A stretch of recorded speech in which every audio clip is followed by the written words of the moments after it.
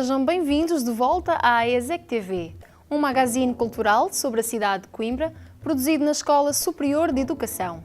Na próxima meia hora fica a par de algumas iniciativas da cidade e da nossa escola.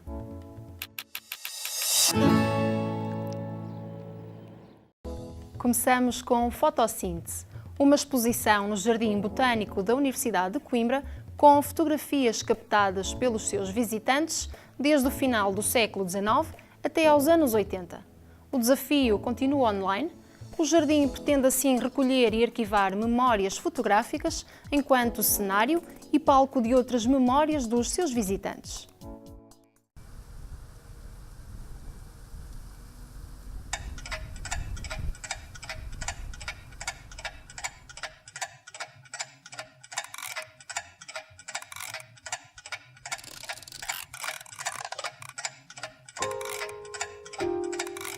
O Jardim Botânico tem quase 250 anos de história e ao longo desse período, quer como instituição científica ligada à universidade, educativa, de estudo das plantas, mas também como espaço verde da cidade de Coimbra, tem um papel central aqui no coração da Alta, que nos liga ao rio. O que nós quisemos fazer foi perceber exatamente como é que as pessoas veem o jardim.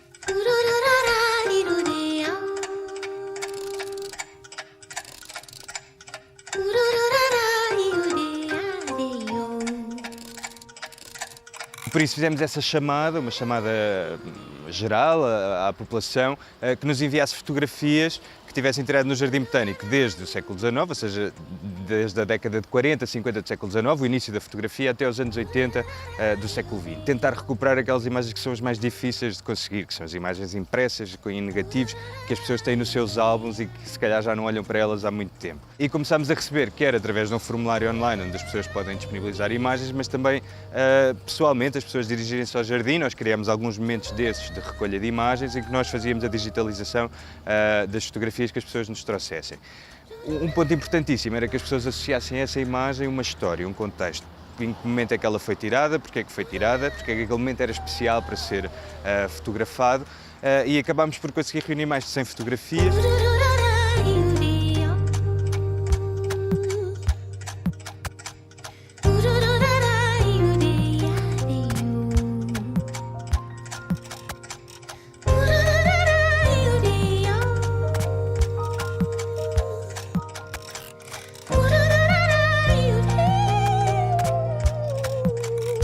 É muito importante esta confiança que as pessoas depositaram em nós, em nos entregar estas imagens, que essas imagens fossem divulgadas e daí a criação, esta seleção de 20 fotografias que nós decidimos reunir na exposição Fotossíntese e que representam, no fundo, quer o tipo de fotografias que as pessoas tiraram dentro do jardim ou tiram dentro do jardim, uma visita em criança, um casamento, a fotografia de curso, o tempo de estudo no Jardim Botânico, mas também que representasse a diversidade de espaços do jardim.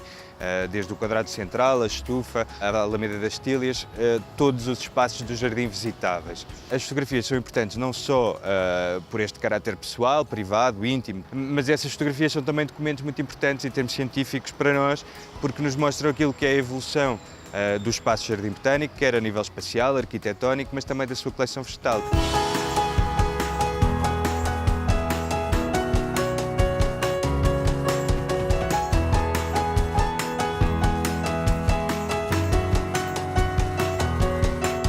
A fotografia mais antiga que recebemos é dos anos 80 do século XIX e a mais recente é de 86, 87 e no meio dessas fotografias fomos apanhando alguns pormenores que nós não conhecíamos. Alguns que têm a ver, por exemplo, com a definição espacial do Jardim Botânico, por exemplo, a existência de gradeamentos em determinados pontos do jardim, o quadrado central sem a fonte, que é um elemento tão icónico e que as pessoas agora associam intimamente ao jardim, mas que só foi colocada nos anos 50 do século XX, uma palmeira que nos anos 70 era a árvore mais alta do jardim, que nos anos 80 foi atingida por um raio e que se perdeu nessa altura. Foi para nós também muito importante que a exposição fosse uma exposição ao ar livre, porque na realidade isso faz com que as fotografias também dialoguem com a própria coleção vegetal e ao mesmo tempo aproveitar isto que é uma configuração natural, arquitetónica, que é uma galeria ao ar livre de 300 metros.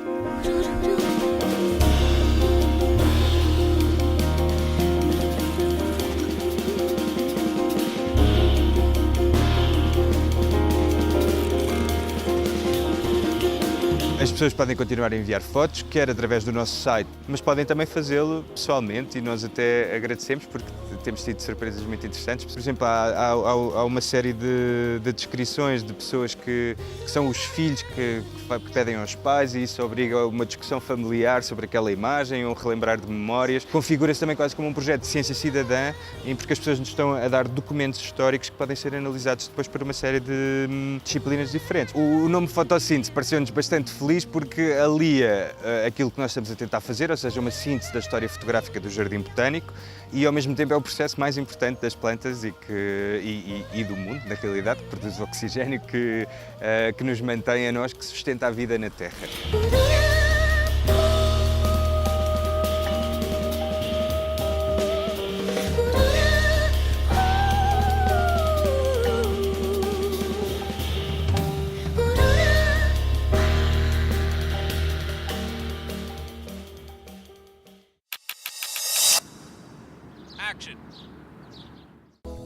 Uma nova etapa para o Politécnico de Coimbra.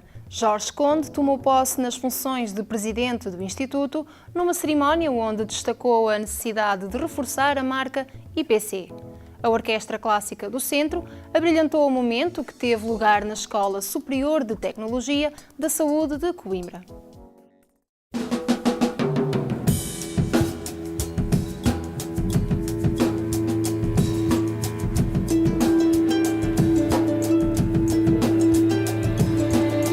O meu projeto assenta na ideia de que é possível ter mais IPC e menos escolas. Nós temos uma instituição que é sui generis desse ponto de vista, tem escolas muito fortes do ponto de vista da imagem e ao longo dos 30 anos de existência do Politécnico nós habituámos-nos a falar das escolas, a dizer que fomos formados nas escolas, que fizemos o curso nas escolas e a marca IPC, a marca Politécnico de Coimbra, é uma marca secundária dentro da instituição. A grande aposta aqui é que sejamos capazes de trabalhar em conjunto, sejamos capazes de colocar as escolas a trabalhar umas com as outras e que a nossa unidade de medida mais baixa sejam as escolas e não os departamentos ou as pessoas. Que todos em conjunto sejamos capazes de falar numa linguagem que seja o Politécnico de Coimbra.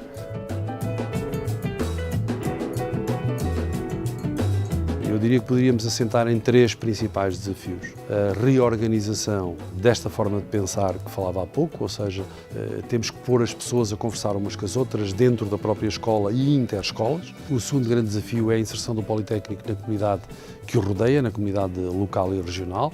Obviamente que o objetivo é que a gente tenha uma dimensão nacional e uma dimensão internacional, mas se nós não formos capazes de ter um lugar de referência em Coimbra e na região centro, não vamos conseguir chegar ao plano nacional e ao plano internacional. E, portanto, nós temos de estar cada vez mais dentro das empresas, cada vez mais próximo das empresas, das autarquias, das instituições que estão na região e essa inserção regional é uma coisa muito importante para nós, porque será daí que nós ganharemos a dimensão nacional e a dimensão internacional. E o último objetivo é comunicar melhor. Nós não comunicamos bem, nós não temos uma comunicação com o exterior que divulgue o extraordinário trabalho que fazemos aqui todos os dias. Em todas as escolas acontece alguma coisa de muito relevante todos os dias. Há alguém que publica um artigo numa revista de referência, há alguém que iniciou um estudo que vai trazer alguma coisa de referência, alguém que faz algo que a comunidade local, que a comunidade nacional gostaria de abraçar, mas que não sabe. Portanto, nós precisamos de alterar a comunicação interna e externa e comunicarmos muito melhor, quer entre nós, quer de nós para o exterior.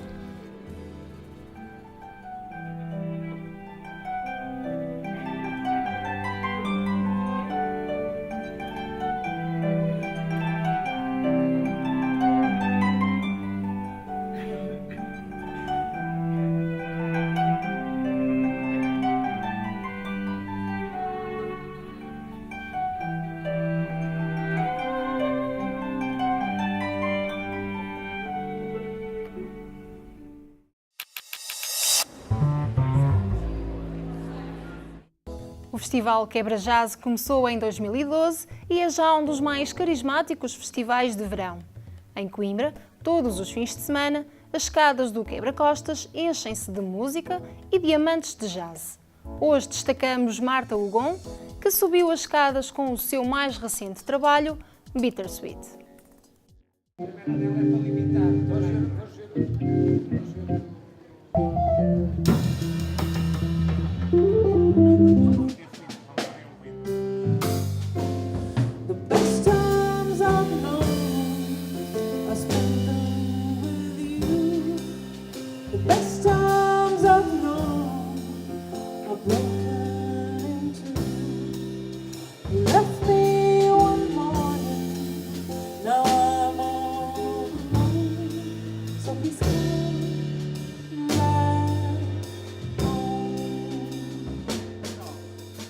Nós somos super bem recebidos aqui. Eu acho que os músicos gostam muito de vir aqui, não só porque isto tem uma mística e tem uma onda muito especial. De facto, acaba por se formar aqui um pequeno anfiteatro e acho que as pessoas ficam para ouvir música. Eu nunca estive aqui, vai ser uma estreia.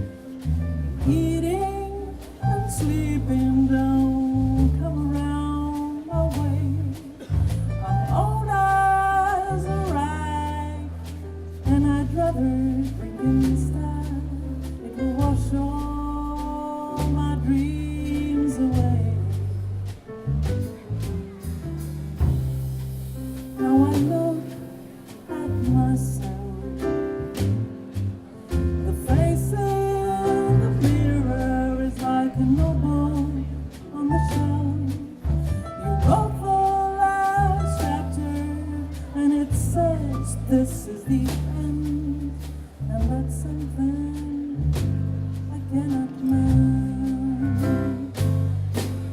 The best times I've known, I spent them with you. The best times I've known, I've broken into. Left me one morning, now I'm all alone. So please come back home. Começou pelo jazz, o primeiro disco gravei em 2004 e ele saiu o Tender Trap saiu em 2005. Tinha saído há relativamente pouco tempo nessa altura da Escola do Hot Club de Portugal e por isso comecei por fazer um repertório de clássicos do jazz, de standards do cancioneiro norte-americano, até chegar aqui ao quarto disco. Fui gravando sempre com os mesmos músicos, mais ou menos. Este disco chama-se Bittersweet. Bem, o nome nasceu no fim do disco estar pronto e depois do disco estar pronto eu percebi que o disco tinha coisas muito diferentes dentro de si. Não só em termos musicais, as canções eram muito diferentes, apesar de haver um fio condutor dado pelo Filipe Melo, que foi quem fez a música. Eu fiz as letras, ele fez a música, ele fez os arranjos. Mas para além disso, as canções eram muito diferentes. E tem um lado mais melancólico e um lado às vezes mais humorístico, mais bem disposto. E portanto esse Bittersweet eu quis um bocadinho que passasse um bocadinho o lado mais bipolar do disco, que é ter duas, se calhar até tem mais do que dois lados, de gostar de universos muito diferentes e se refletir na música. Wrestle with an outlook on life that shifts between darkness and shadowy light. Struggle with words for fear that you'll hear. But Orpheus sleeps on his back, still dead to the world.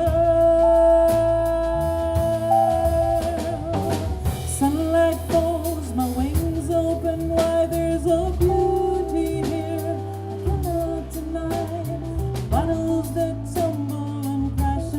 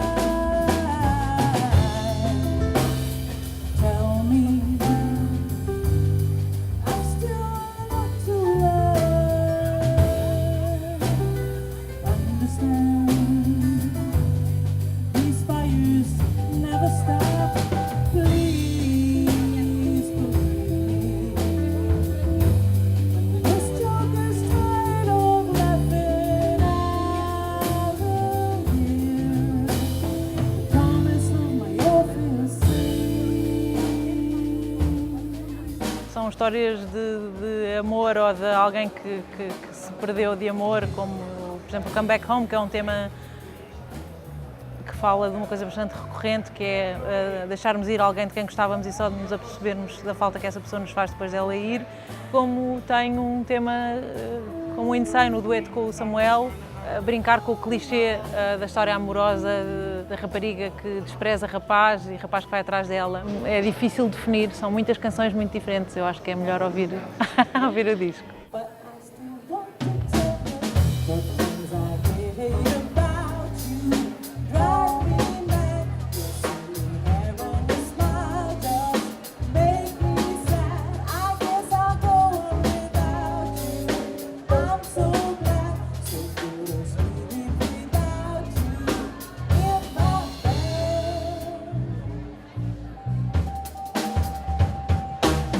At first I thought we had it all together long. It felt so right to me, but now I know it's just plain wrong. So full of it, and you're boring too. I just had enough of you. I still want to tell you the things I hate about you. Drive me mad. Your silly hair and your smile just make me sad. I guess I'll go on without you. I'm so glad, so good and sleep without you in my bed.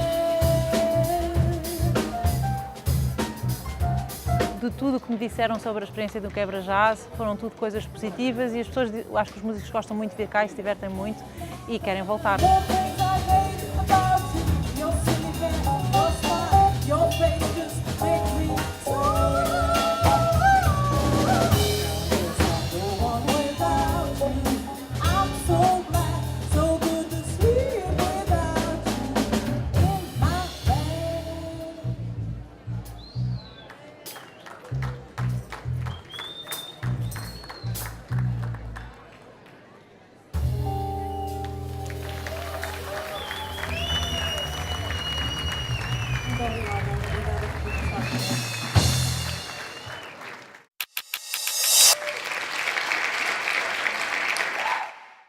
Nesta edição, na rubrica Sítios, uma conversa com o fotógrafo de Coimbra, Pedro Medeiros. Apaixonado pelo branco e preto, tem trabalhado como freelancer entre a música, a natureza e projetos de sensibilização social. De olhar inquieto e em constante transformação, a sua mais recente experiência no Japão trouxe-lhe novos caminhos que se entranham na natureza e natureza humana. Vamos conhecer o sítio em que o fotógrafo Pedro Medeiros mais gosta de perder o olhar.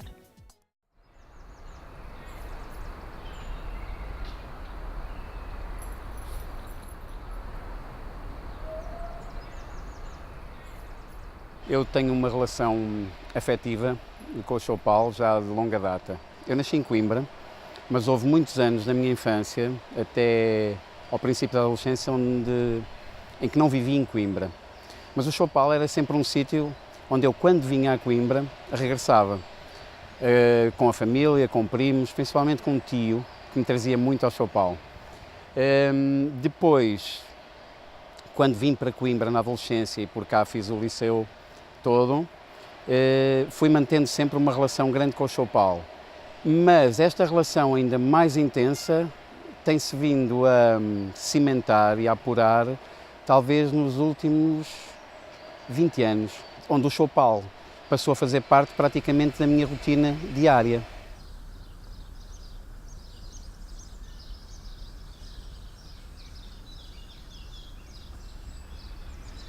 Gosto imenso do contacto com a natureza, gosto muito de caminhar e tenho uma prática diária praticamente de caminhar. E por uma questão também de, por um lado, de paz interior, obviamente, pelo aspecto físico e psicológico, mas também porque o Choupal acaba por ser um local, para mim, que eu associo a grandes momentos da minha vida. Ou seja, é um local onde eu, ao longo das minhas caminhadas, onde tomo decisões do foro profissional e do foro pessoal. E é um local que eu associo muito, que eu gosto muito do local, do sítio onde esta mata se encontra e que para mim está sempre ligado à questão da partida e do regresso, à questão da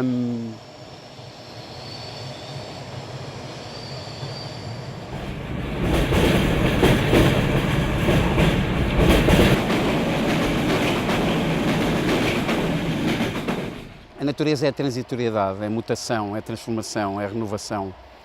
E essa transitoriedade que existe na natureza e essa questão da partida e do regresso, eu acho que está profundamente ligada à identidade de Coimbra. Coimbra é uma cidade de partidas e de regressos, que eu acho que esse é um dos grandes paradigmas da cidade de Coimbra, para o bem e para o mal, uma cidade onde as pessoas, muita gente não se fixa. O Choupal, curiosamente, transmite-me fortemente essa sensação de transitoriedade, precisamente, de um ponto de passagem, até por questões do que existe no Choupal. O Choupal é atravessado por um caminho de ferro que liga Portugal inteiro, o Alfa Pendular, o Intercidades, os regionais, seja o que for. Temos os tabuleiros da Ponta Sul. Ao fundo, do outro lado, seguindo os canais, apanhamos a A1. Quer dizer, o Choupal é um local de partida e de regresso. É uma mata magnífica, mas a mim transmite-me fortemente essa questão de uma cidade fantástica, que eu adoro, mas que ao mesmo tempo cria órfãos, cria filhos sem mães e mães sem filhos. E isso é uma coisa que me atrai, que me faz pensar.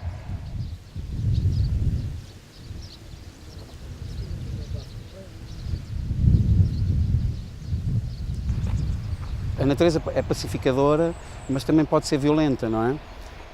E é um espaço onde tudo acontece, onde tudo existe. Inclusive, também, este espaço já foi também palco de trabalhos pessoais. Alguns trabalhos que eu fiz foram, por um lado, decididos aqui, ou pensados aqui, e depois convidei pessoas para trabalhar nesta linha que vai desde o Choupal até ao Val do Mondego. Por exemplo, lembro-me do trabalho em 2002 com o Paulo Furtado, para o projeto de Guimarães 2012, com o projeto BU, um conjunto de imagens que utilizámos para levar para Guimarães foram também feitas aqui. Um conjunto de imagens que eu fiz também, que tem a ver aí propriamente dito com objetos que eu encontro na natureza, que depois expus no Círculo de Artes Plásticas para uma campanha LGBT. Eram objetos que eu encontrava aqui, precisamente porque na natureza encontras erotismo, encontras sexualidade, encontras liberdade e isso tudo interessa-me. Eu muitas vezes ando a caminhar e coleciono objetos só para depois ter o prazer de os fotografar. Este espaço acaba por ser palco também da minha paz, mas também de desafios e uma espécie de estúdio grande no qual me dá um prazer enorme trabalhar.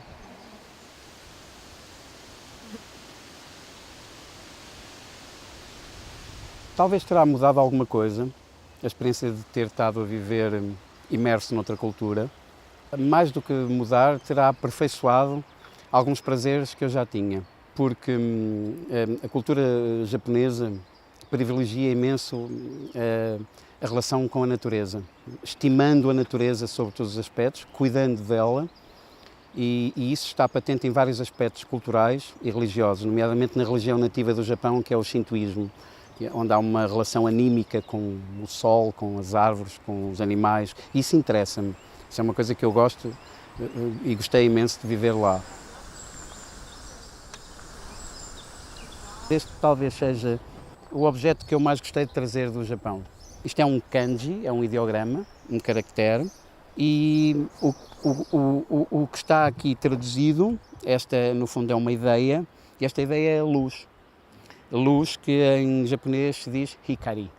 A fotografia é a luz e é tudo o que me interessa na vida, o que mais me interessa na vida é trabalhar com luz. Mesmo que eu não tivesse feito mais nada no Japão, consegui trazer a luz comigo.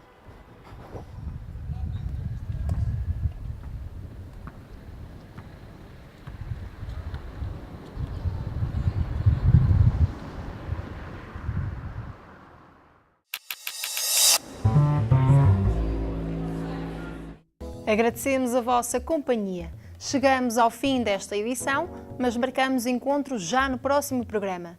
Até lá podem acompanhar o nosso trabalho online através das redes sociais.